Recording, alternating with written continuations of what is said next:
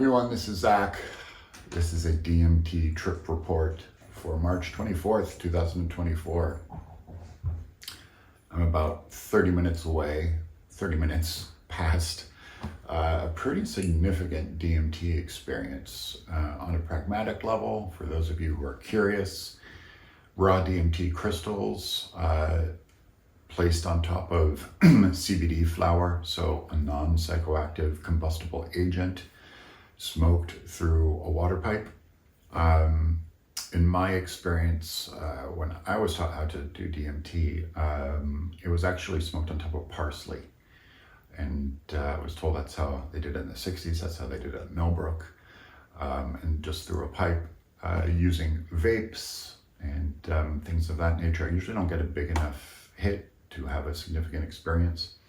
So this is my method. Those of you are all probably aware of the Terence McKenna suggestion of trying to take that third hit if possible. That was not possible for me. I did 2 very significant hits in a row. And on the exhale of that second hit, there is a distinct moment in the Matrix when Neo goes back into the Matrix after being unplugged, when Morpheus puts him back in and jacks him through his skull, where it goes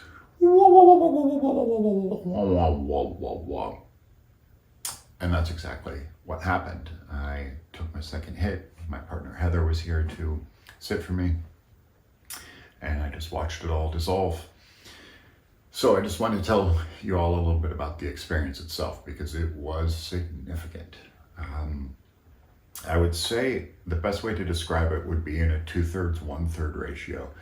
The first 2/3 of the experience was probably as close as you can get to ego death, for the most part. I mean, it was ego death, in the sense that I dropped the body, I dropped my sense of self. However, I was still aware of certain people. Certain people were appearing into my mind's eye, people from the past, old friends, fleeting though, very fleeting. And it was just a swirl of colors and shapes that morphed into Lord Shiva. Shiva in the Maheshwara form, the Shiva, the king of all yogis, sitting there in his meditative position. Except he was a little bit more blue than gray. And and that appeared to me, and which is unique for me. Shiva is not usually a deity that I sit with all that much, and you can see Krishna and Radha behind me. But Lord Shiva appeared very, very swirly, almost like a gel projector, just morphing in and out, different shapes, different colors. But that was the external. The internal was significant. Oh shit, I am not this body. I am not this vessel. I am not this ego. I am everything and nothing all at once.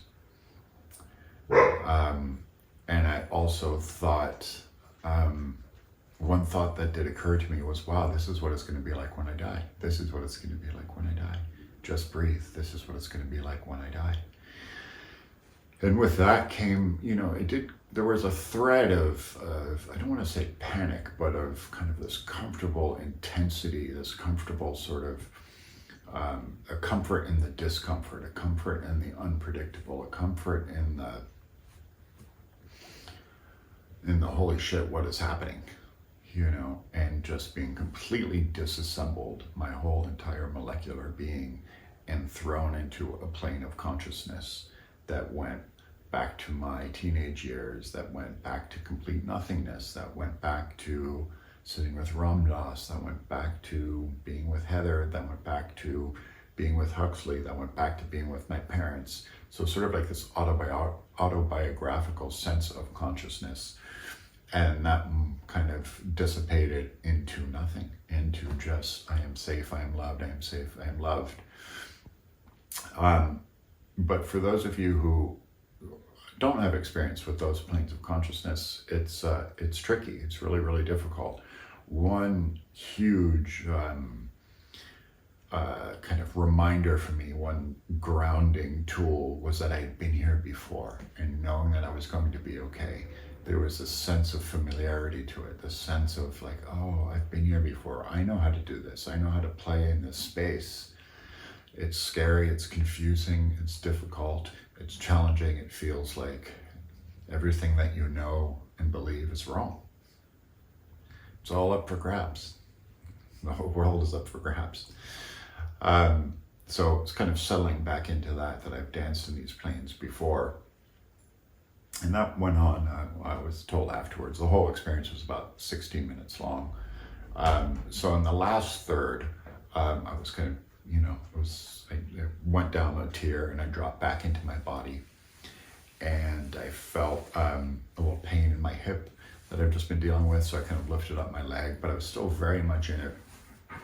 And that sense of just pure bliss and consciousness and overwhelming loss of the faculties that we take for granted every day came back to me, and I started to really process some serious grief, some serious sorrow, some serious regret and shame, and just purging of the tightness that I hold on to, I guess specifically around active addiction and the pain that I cause myself and others. And yeah, it's a very difficult mirror to look into. It's very, very challenging, especially in the psychedelic space, because it's so glaring, it's so right there. And it was very, very hard to be with that for those few minutes even. And it started swirling right in my chest, and I could just kind of feel the tightness, kind of like a swirling ball of dark energy. It was dark, and it was just drifting outwards bit by bit. And with each bit that was coming out, I kind of felt some sadness dissipate, some forgiveness dissipate, some messages that, hey, I'm doing better than I think I am, doing better than I give myself credit for, and be patient. I can't heal everything all at once. But it was hard to look at. It was challenging, and that was the last third of it. So yeah, in those 16 minutes, I feel one thing about DMT, specifically DMT, not Bufo, I want to be specific around that. Bufo is just so interplanetarily, non-dimensional and just so out there that sometimes I don't really have much to take back from it, because it's so, it's such almost a violent ego death. With DMT, I find it to be a little bit more gentle, as long as you get a proper dosage and a proper hit, but you still get the same effects of sort of being kind of torn apart and put back together again. So in those 16 minutes, I found it so useful, so pragmatic.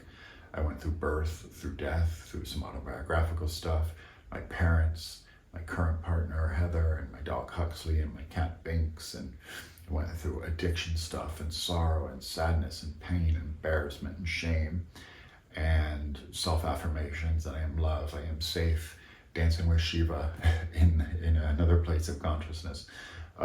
So all of this happened in 16 minutes. And 30 minutes later, I'm back to tell the tale. I always recommend doing DMT with another person.